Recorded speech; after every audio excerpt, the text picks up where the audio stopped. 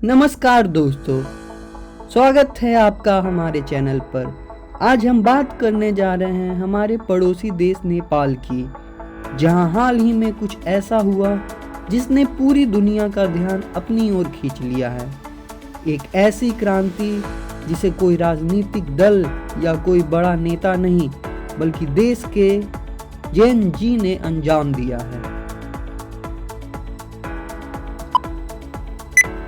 ये कहानी है आक्रोश की, ये कहानी है डिजिटल पावर की और ये कहानी है एक देश के भविष्य की जो अब एक नए मोड़ पर आ खड़ा हुआ है।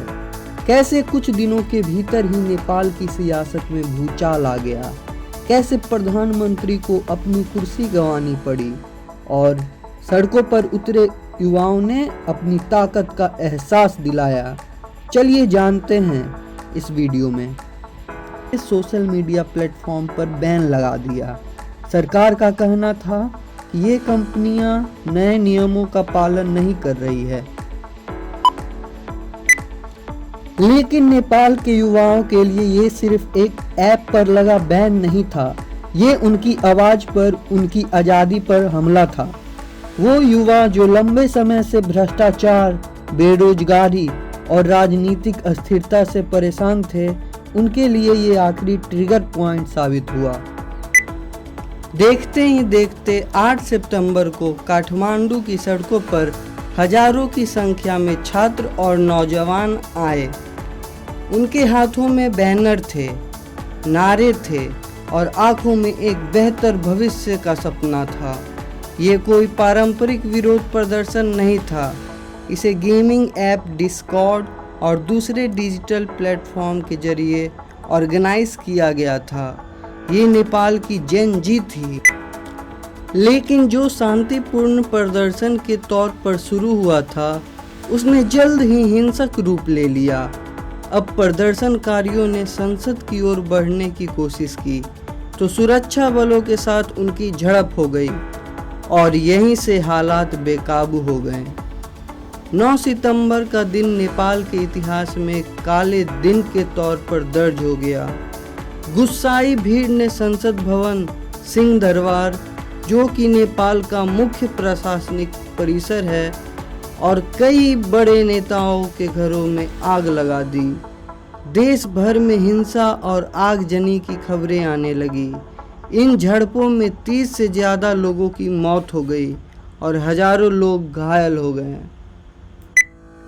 इस अभूतपूर्व विरोध और हिंसा के सामने प्रधानमंत्री केपी शर्मा ओली की सरकार टिक नहीं सकी।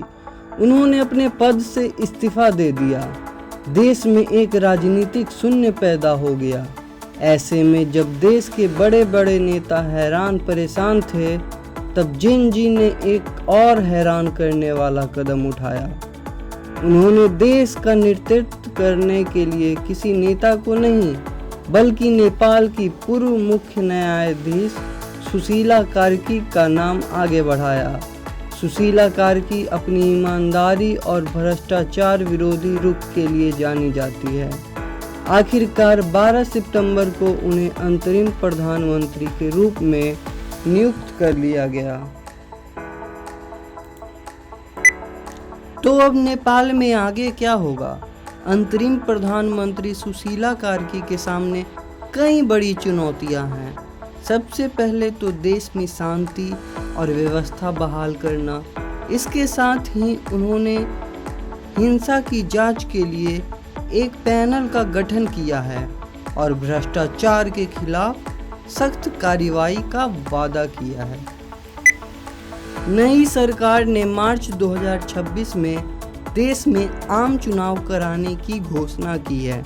लेकिन सबसे बड़ा सवाल ये है कि क्या ये नई व्यवस्था नेपाल के युवाओं की उम्मीदों पर खरी उतर पाएगी? क्या ये जेन जी क्रांति नेपाल को एक नए और बेहतर रास्ते पर ले जाएगी? अगर आपको ये वीडियो पसंद आया हो तो इसे लाइक करें, अपने दोस्तों के साथ शेयर करें और हमारे चैनल को सब्सक्राइब करना ना भूलें। हम आगे भी आपको इस खबर पर अपडेट देते रहेंगे। धन्यवाद।